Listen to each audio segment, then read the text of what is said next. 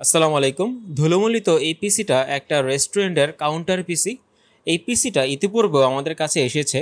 এর সমস্যা হচ্ছে এর বয়স অনেক বেড়ে গিয়েছে, মানে বার্ধক্যজনিত নানা সমস্যায় সে জর্জরিত। আজকে আমরা এর মাদারবোর্ডটাকে চেঞ্জ করব, কারণ তাকে বদলানোর সময় চলে এসেছে। সার্ভিসিং করেও টিকিয়ে রাখা যাচ্ছে না। এই পুরনো মাদারবোর্ডটা একটা সেকেন্ড জেনারেশনের মাদারবোর্ড। আমরা এটার পরিবর্তে ইসোনিক ব্র্যান্ডের একটা ব্র্যান্ড নিউ মাদারবোর্ড ইনস্টল করব।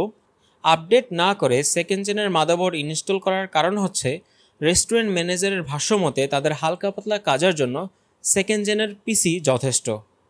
তো প্রথমে পুরনো মাদারবোর্ডটাকে আমরা কেসিং থেকে খুলে ফেলি।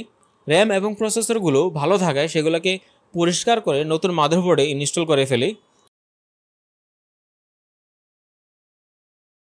তারপর সেই মাদারবোর্ডটাকে কেসিংয়ে ইনস্টল করে সমস্ত কানেকশানগুলো দিয়ে দিই। সর্বশেষ পিসিতে পাওয়ার দিলে পিসির উইন্ডোজটা ঠিকঠাক ওপেন হয়, তার মানে আমাদের ইনস্টলেশনটা সফল হয়েছে। আলহামদুলিল্লাহ।